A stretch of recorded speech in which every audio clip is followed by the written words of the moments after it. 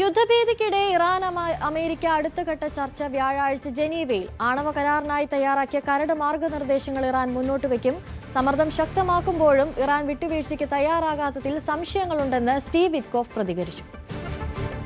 They asked me that this morning, and I don't want to use the word frustrated. It's almost because he understands he's got plenty of alternatives.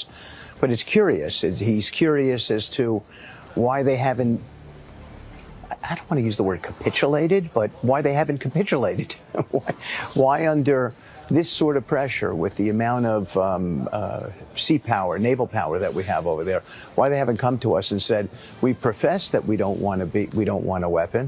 So here's what we're prepared to do, and yet it's hard to sort of get them to that place. We're hopeful, Jared and I, that we've put some proposals on the table to both sides that will bring them together in the next 3 weeks and maybe even result in a summit between Zelensky and President Putin. Might end up being a trilateral at some point with the president. We'll have to see. I think he doesn't want to come to a meeting unless he feels that he can consummate this thing and get the best result, and he uniquely has that power to do it. So hopefully you'll be hearing some good news in the coming weeks. നയതന്ത്ര ചർച്ചകൾ തുടരുമ്പോഴും യുദ്ധം ഒഴിവാക്കാനുള്ള സാധ്യത കുറവെന്നാണ് Gulf European രാജ്യങ്ങൾ വിലയിരുത്തുന്നത്. ഒരിടവേളയ്ക്ക് ശേഷം ഇറാനിൽ വിദ്യാർത്ഥികളുടെ നേതൃത്വത്തിൽ സർക്കാർ വിരുദ്ധ പ്രക്ഷോഭങ്ങൾ വീണ്ടും ശക്തമാവുകയാണ്. കൂടുതൽ വിവരങ്ങളുമായി കാർത്തിക് ചേരുന്നുണ്ട്. കാർത്തിക്, ഈ വ്യാഴാഴ്ച നടക്കാനിരിക്കുന്ന ചർച്ചകൾക്ക് ശേഷം യുദ്ധഭീതി ഒഴിയാനുള്ള സാധ്യതയാണോ മുന്നിൽ കാണുന്നത്? അനുശ്രീ, ഒമാന്റെ മധ്യസ്ഥതയിൽ ഇറാനും അമേരിക്കയും ഇതുവരെ 2 ഘട്ട ചർച്ചകളാണ് നടത്തിയത്. ഈ 2 ഘട്ട ചർച്ചകളിലും കാര്യമായ പുരോഗതി ഉണ്ടായില്ല. അടുത്ത വ്യാഴാഴ്ച ജനീവയിൽ 3ാം ഘട്ട ചർച്ച നടക്കും. യുഎസിന്റെ ഭാഗത്ത് നിന്ന് സ്റ്റീവ് വിറ്റ്കോഫും ട്രംപിന്റെ മരുമകൻ ജുരാദ് കുഷ്ണറും ഈ ചർച്ചയിൽ പങ്കെടുക്കുകയും ചെയ്യും.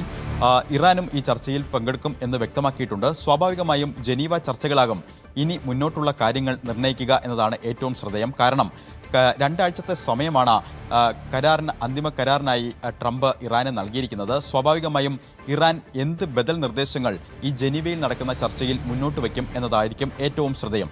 ആദ്യ 2 റൗണ്ട് ചർച്ചകളിലും അമേരിക്ക ആവശ്യപ്പെട്ടിരുന്ന പ്രധാനപ്പെട്ട 3 കാര്യങ്ങൾ: ഒന്ന്, ഇറാനിലെ യുറേനിയം സമ്പുഷ്ടീകരണം അത് പൂർണ്ണമായും അവസാനിപ്പിക്കണം. അതോടൊപ്പം തന്നെ 60% സമ്പുഷ്ടീകരിച്ച യുറാനിയം അത് ഇറാന് പുറത്തേക്ക് കൊണ്ടുപോകണം. മാത്രമല്ല, മിസൈൽ പദ്ധതികളിലടക്കം വിശദമായ ചർച്ചകൾ വേണം എന്നൊരാവശ്യമാണ് അമേരിക്ക മുന്നോട്ട് വെച്ചത്. പക്ഷേ ഈ ആവശ്യങ്ങളൊന്നും അംഗീകരിക്കില്ല എന്ന നിലപാടിലായിരുന്നു ഇറാൻ. എന്നാൽ ജനീവയിൽ നടക്കുന്ന ചർച്ചകളിൽ ഇതിന് ബദൽ നിർദ്ദേശങ്ങൾ ഒരുപക്ഷെ ഇറാൻ മുന്നോട്ട് വെച്ചേക്കും. ഈ ബദൽ നിർദ്ദേശങ്ങൾ അമേരിക്ക അംഗീകരിക്കുമോ എന്നതാവും ഏറ്റവും ശ്രദ്ധേയം. ഇപ്പോൾ പുറത്തുവരുന്ന റിപ്പോർട്ടുകൾ അനുസരിച്ച് പ്രധാനമായും ചില ബദൽ നിർദ്ദേശങ്ങൾ ഇറാൻ മുന്നോട്ട് വയ്ക്കുന്നതായി പുറത്തുവരുന്ന റിപ്പോർട്ടുകൾ ഇങ്ങനെയാണ്. അതായത് 3 വർഷത്തേക്ക് യുറേനിയം സമ്പുഷ്ടീകരണം അത് ഘട്ടം ഘട്ടമായി നിർത്തലാക്കാൻ ഒരുപക്ഷെ ഇറാൻ തയ്യാറായേക്കും. അതോടൊപ്പം തന്നെ അന്താരാഷ്ട്ര ആണവോർജ്ജ ഏജൻസികളുടെ പരിശോധന ഇറാന്റെ ന്യൂക്ലിയർ സൈറ്റുകളിൽ അത് നേരത്തെ വാഗ്വാദങ്ങളെ തുടർന്നും തർക്കങ്ങളെ തുടർന്നും നിർത്തിവെച്ചിരുന്നു. അന്താരാഷ്ട്ര ആണവോർജ്ജ ഏജൻസിയുടെ പ്രതിനിധികളെ അവിടെ പരിശോധന നടത്താൻ ഇറാൻ അനുവദിച്ചിരുന്നില്ല. ഇതിലൊക്കെ ഒരു വിട്ടുവീഴ്ചയ്ക്ക് ഒരുപക്ഷെ ഇറാൻ തയ്യാറായേക്കും. എന്തായാലും ജനീവയിൽ നടക്കുന്ന ചർച്ചയിൽ ഇറാൻ മുന്നോട്ട് വയ്ക്കുന്ന നിർദ്ദേശങ്ങൾ അത് എത്രത്തോളം അമേരിക്ക അംഗീകരിക്കും എന്നതിനെ ആശ്രയിച്ചിരിക്കും ഇനി മുന്നോട്ടുള്ള കാര്യങ്ങൾ. മറ്റൊന്ന്, ഇറാനിലും സർക്കാർ വിരുദ്ധ പ്രക്ഷോഭങ്ങൾ ഒരിടവേളയ്ക്ക് ശേഷം വീണ്ടും ശക്തമാവുകയാണ്. ഇത്തവണ വിദ്യാർത്ഥികളുടെ നേതൃത്വത്തിലാണ് സർക്കാർ വിരുദ്ധ പ്രക്ഷോഭങ്ങൾ ശക്തമാകുന്നത്. തെഹ്റാനിലും മഷാദിലും 5 യൂണിവേഴ്സിറ്റികളിൽ ഇതിനോടകം തന്നെ വിദ്യാർത്ഥികൾ പ്രക്ഷോഭം നടത്തുന്ന ദൃശ്യങ്ങൾ പുറത്തു വന്നിട്ടുണ്ട്. എന്തായാലും 2 റൗണ്ട് ചർച്ചകൾ നടന്നു. 3ാം റൗണ്ട് ചർച്ചകൾ വലിയ പ്രതീക്ഷയോടെയാണ് ലോകം ഉറ്റുനോക്കുന്നത്. പക്ഷേ അപ്പോഴും ഗൾഫ് മേഖലയിലെ രാജ്യങ്ങളും യൂറോപ്യൻ രാജ്യങ്ങളുമൊക്കെ ഒരു യുദ്ധം ഒഴിവാകാനുള്ള സാധ്യത വിദൂരമാണ് എന്നാണ് കണക്ക് കൂട്ടുന്നത്. കാരണം 2003 ഇറാഖ് അധിനിവേശനത്തിന് ശേഷം ഇത്രയേറെ സൈനിക വിന്യാസം അമേരിക്ക മിഡിൽ ഈസ്റ്റിൽ നടത്തിയ ഒരു ചരിത്രമില്ല. സ്വാഭാവികമായും ഇത്രയേറെ സൈനിക വിന്യാസം നടത്തിയിട്ടും ഈ സമ്മർദ്ദങ്ങൾക്കൊന്നും വഴങ്ങാൻ ഇറാൻ തയ്യാറാകുന്നില്ല. അത് അമേരിക്കയെ ആശ്ചര്യപ്പെടുത്തിയിട്ടുണ്ട്. അല്പം മുമ്പ് സ്റ്റീവ് വിറ്റ്കോഫിൻ്റെ പ്രതികരണത്തിലും അതുതന്നെയാണ് വ്യക്തമാകുന്നത്. കാരണം ട്രംപ് അടക്കം ഉള്ള ലോക നേതാക്കൾക്ക് ഇറാൻ എന്തുകൊണ്ട് ഇത്തരത്തിൽ വിട്ടുവീഴ്ചയ്ക്ക് തയ്യാറാകുന്നില്ല? എക്കണോമിക് പ്രഷർ ഒരു വശത്ത്, അതോടൊപ്പം തന്നെ യുദ്ധപ്പടയെ നിരത്തിയുള്ള സമ്മർദ്ദം, ഇതിലൊന്നും തന്നെ ഒരു വിട്ടുവീഴ്ചയ്ക്ക് ഇറാൻ തയ്യാറാകാത്തതിലുള്ള അത്ഭുതം അമേരിക്കയ്ക്കുണ്ട്.